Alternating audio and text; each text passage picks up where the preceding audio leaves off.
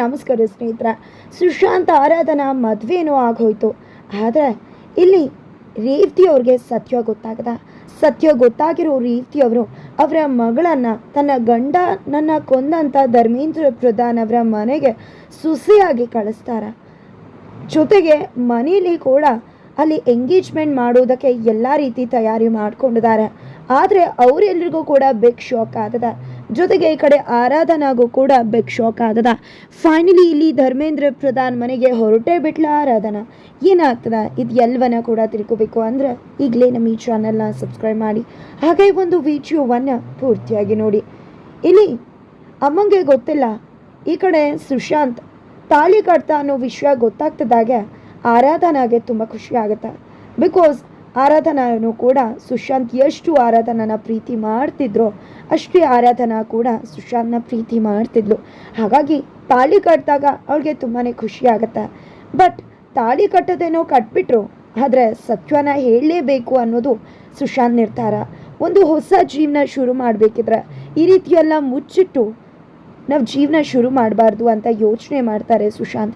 Because love you ಹೇಳಬೇಕಾದ್ರೇ ನನ್ನ ತಂದೆ ಯಾರು ಅಂತ ತಿಳಿಸ್ಬೇಕು ಅಂತ ಅಂದ್ಕೊಂಡೆ ಸುಶಾಂತ್.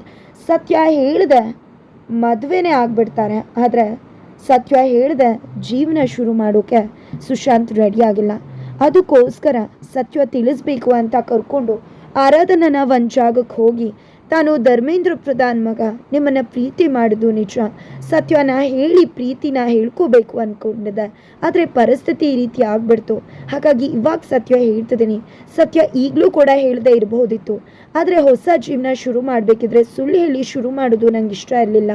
ಬೇರೆ ಮನೆ ಕರ್ಕೊಂಡೋಗಿ ನಿಮ್ಮ ಹತ್ರ ಮುಚ್ಚಿಡ್ಬಹುದಿತ್ತು ಅಂತ ಹೇಳ್ತಿದ್ದಾಗೆ ಆರಾಧನಾಗೆ ಬಿಗ್ ಶಾಕ್ ಆಗತ್ತೆ. ಇದು ನನ್ನ ಹಣೆ ಬರ. ಒಂದು ಖುಷಿ ಹೀಗೆ ಬರುತ್ತೆ ಅಂದರೆ ಒಂದು ಕ್ಷಣ ಇಲ್ಲದೆ ಅದು ನನ್ನಿಂದ ದೂರ ಹೋಗ್ಬಿಡುತ್ತೆ. ಎಂಥ ಪಾಪಿ ನಾನು ಅಂತ ಅಂದ್ಕೊಂಡಿದ್ದೆ. ಸುಶಾಂತ್ ಮೇಲೆ ತುಂಬ ಕೋಪ ಮಾಡಿಕೊಂಡು ಮನೆಗೆ ಬರ್ತಾಳೆ.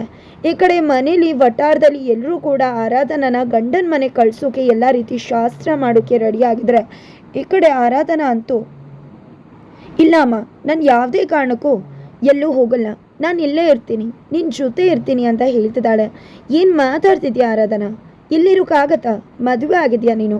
ಗಂಡನ ಮನೆಗೆ ಹೋಗಲೇಬೇಕು, ಹೋಗು, ಸೀರೆ ಉಟ್ಕೊಂಡು ಬಾ ಹೊಸದು ಅಂತ ಹೇಳಿ ಒಳಗಡೆ ಕರೆಸ್ತಾರೆ.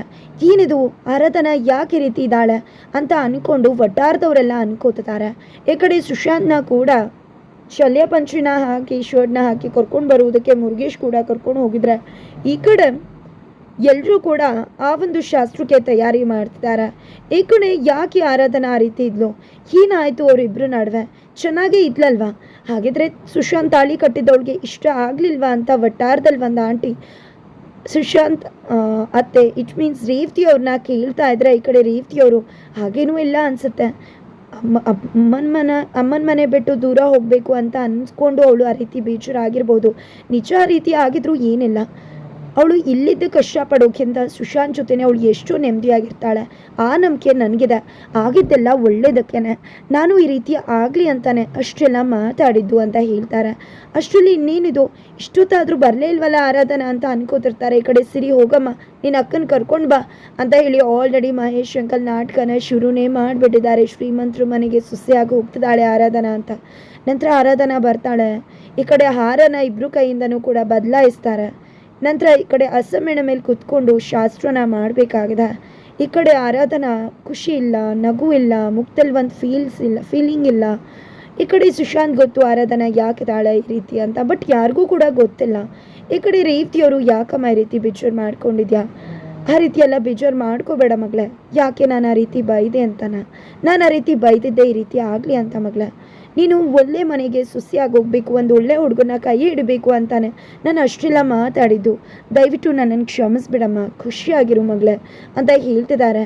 ನೀನು ಗಂಡನ ಮನೆಗೆ ಹೋಗ್ತಿದ್ಯಾ, ಈ ರೀತಿ ಇರ್ತಾರಮ್ಮ ಅಂತ ಹೇಳ್ತಿದ್ರಮ್ಮ. ಖುಷಿಯಾಗಿರ್ಬೇಕಾ? ಯಾಕಮ್ಮ ಖುಷಿಯಾಗಿರಬೇಕು? ನಾನು ಯಾರ ಮನೆಗೆ ಮದುವೆ ಆಗಿ ಹೋಗ್ತಿದ್ದೀನಿ ಅಂತ ಗೊತ್ತಿದೆಯಾ ನಿನಗೆ ಅಂತ ಕೇಳ್ತಿದ್ರೆ, ಯಾರ ಮನೆಗೆ ಅಂತದಾಗೆ ಧರ್ಮೇಂದ್ರ ರಾಜ್ ಪ್ರಧಾನ್ ಅಂತಾರೆ. ತಕ್ಷಣ ತಾಳಿಗೆ ಕುಂಕುಮ ಇಡ್ತಿದ್ದಂಥ ರೇವತಿ ಅವರಂತೂ ಶಾಕ್ ಆಗಿಬಿಡ್ತಾರೆ. ಹೌದು ಅಮ್ಮ, ನಿಜ, ಈಗ ಹೋಗ್ಲಾ ನಾನು ಅವ್ರ ಮನೆಗೆ ಅಂತ ಹೇಳ್ತಿದ್ರೆ, ಈ ಕಡೆ ರೇವತಿಯವರು ಸುಶಾಂತ್ನ ದಿಟ್ಟಿಸಿ ನೋಡ್ತಿದ್ದಾರೆ.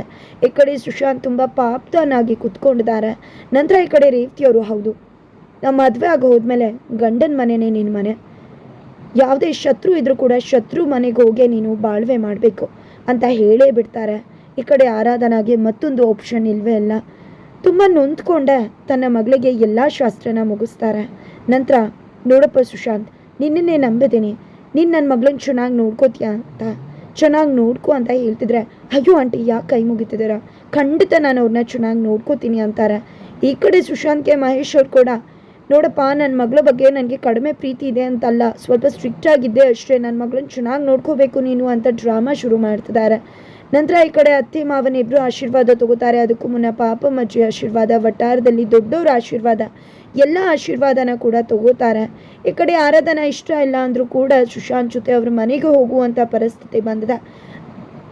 ನಂತರ ಈ ಕಡೆ ಆ ರೇವತಿ ಅವ್ರಿಗೆ ಮನಸ್ಸಲ್ಲಿ ಧರ್ಮೇಂದ್ರ ಪ್ರಧಾನ್ ಮನೆಗೆ ಹೋಗ್ತಿದ್ದಾಳೆ ನನ್ನ ಮಗಳು, ಬೇಡ ಅಂತ ಅನ್ನೋಕ್ಕೂ ಆಗಲ್ಲ, ಕಳ್ಸೋಕ್ಕೂ ಕಷ್ಟ ಆಗ್ತದೆ, ಏನು ಮಾಡಲಿ ಅಂತ ಅನ್ಕೋತಿದ್ರೆ ಆ ಕಡೆ ತರಾತುರಿಲಿ ಎಂಗೇಜ್ಮೆಂಟ್ ಮಾಡಬೇಕು ಅಂತ ಎಲ್ಲ ರೀತಿಯ ಒಂದು ರೀತಿಯ ಡೆಕೋರೇಷನ್ ಅರೇಂಜ್ಮೆಂಟ್ನೆಲ್ಲ ಮಾಡ್ಕೊಂಡಿದ್ದಾರೆ ಸಾವಿತ್ರಿ ಅವರು.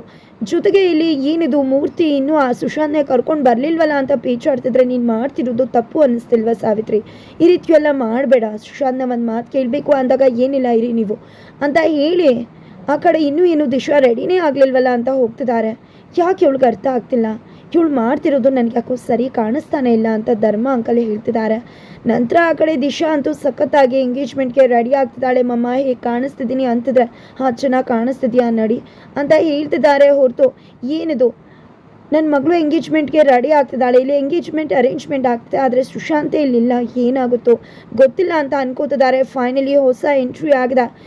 ದಿಶಾ ತಂದೆ ಬದಲಾಗಿದ್ದಾರೆ, ಈ ಕಡೆ ತಮ್ಮ ಕೂಡ ಇದ್ದಾರೆ, ಈ ಕಡೆ ಸಾವಿತ್ರಿ ಅವರು ಕೂಡ ಎಲ್ಲರೇ ಸರಿಯಾಗಿ ಆಗ್ತಿದೆ ಅಲ್ವಾ, ಸುಶಾಂತ್ ಇನ್ನೇನೋ ಬಂದ್ಬಿಡ್ತಾನೆ, ಪುರೋಹಿತರೆಲ್ಲ ಬಂದ್ಬಿಟ್ರೆ ಎಲ್ಲ ಕೂಡ ಸರಿ ಹೋಗ್ಬಿಡುತ್ತೆ ಅಂತ ಹೇಳ್ತಿದ್ದಾರೆ. ಅಷ್ಟರಲ್ಲಿ ಪುರೋಹಿತರು ಬರ್ತಾರೆ, ಆಗಮನ ಮಾಡ್ಕೋತಾರೆ, ಸ್ವಾಗತ ಮಾಡ್ತಾರೆ ಅವ್ರನ್ನ ಕೂಡ. ನಂತರ ಹುಡುಗ ಹುಡುಗಿ ಇಬ್ರು ಜಾತಕನ ತೊಗೊಂಡು ಬನ್ನಿ ಅಂತ ಕೇಳಿದಾಗ ಈ ಕಡೆ ಹೋಗು ದಿಶಾ ಜಾತಕ ತೊಗೊಂಡು ಬಂದ್ಬಿಡು ಅಂತ ತನ್ನ ತಮ್ಮಂಗೆ ಹೇಳ್ತಾರೆ. ನಂತರ ಈ ಕಡೆ ಸಾವಿತ್ರಿ ಅವ್ರು ಕೂಡ ಅವ್ರ ಮಗನ ಜಾತಕನ ತೊಗೊಂಡು ಬರ್ತಿದ್ದಾರೆ. ಹೊರಗಡೆ ಇನ್ನೇನು ಸುಶಾಂತ್ ಆರಾಧನಾನ ಕರ್ಕೊಂಡು ಒಂದು ಹೊಸ ಮನೆ ಮಾಡಿಕೊಂಡು ಹೋಗಬೇಕು ಅಂತ ಅಂದ್ಕೊಂಡು ಬಂದರೆ ಮೂರ್ತಿ ಅಂಕಲ್ ಎದುರುಗಡೆ ನಿಂತಿರುವುದನ್ನು ಸುಶಾಂತ್ ನೋಡ್ತಾನೆ.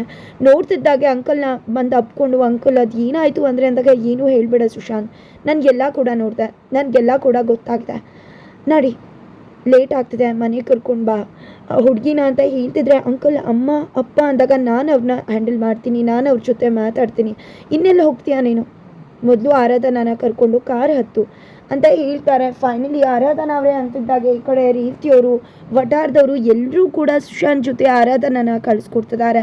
ಈ ಕಡೆ ಕಾರಲ್ಲಿ ಆರಾಧನಾ ಕುತ್ಕೋತಾಳೆ, ಆ ಕಡೆ ಎಲ್ಲರೂ ಕೂಡ ಸುಶಾಂತ್ಗೋಸ್ಕರ ವೇಟ್ ಮಾಡ್ತಿದ್ದಾರೆ.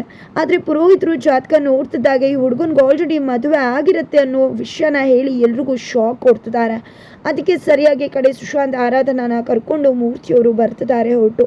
ದಾರಿ ಮಧ್ಯದಲ್ಲಿ ಆರಾಧನಾ ಜೊತೆ ಕೆಲವೊಂದು ಮಾತುಗಳನ್ನು ಆಡ್ತಿದ್ದಾರೆ ಮೂರ್ತಿಯವರು. ನೋಡಮ್ಮ, ನಿನ್ನ ಶತ್ರು ಮನೆಗೆ ಹೋಗ್ತಿದ್ಯಾ, ಖಂಡಿತ ನಿಜ, ಆದರೆ ಯಾರನ್ನ ಶತ್ರು ಅಂದ್ಕೊಂಡಿದ್ಯೋ ಅವ್ರು ನಿನ್ನ ಶತ್ರು ಅಲ್ಲ, ಆದರೆ ನಿನ್ನ ಅಪ್ಪನ ಸಾವಿಗೆ ಕಾರಣ ಅದರ ಶತ್ರು ಅದೇ ಮನೇಲಿದ್ದಾರೆ ಅಂದಮೇಲೆ ನೀನು ಆ ಮನೆಗೆ ಬರಲೇಬೇಕು.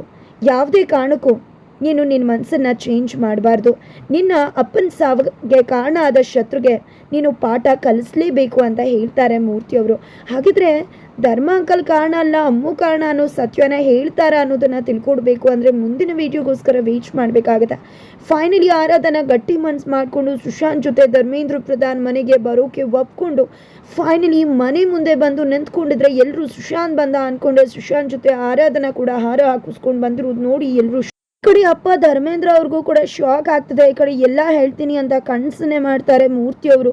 ಈ ಕಡೆ ಇವರಿಬ್ರು ಮದುವೆ ಆಗಿದೆ ಅಂತ ಗೊತ್ತಾಗ್ತಿದ್ದಾಗೆ ಸಾವಿತ್ರಿ, ಅಮ್ಮು ಎಲ್ಲರೂ ಕೂಡ ಶಾಕ್ ಆಗ್ತಾರೆ. ದಿಶಾಗಂತೂ ಆಘಾತ ಆಗ್ತದೆ.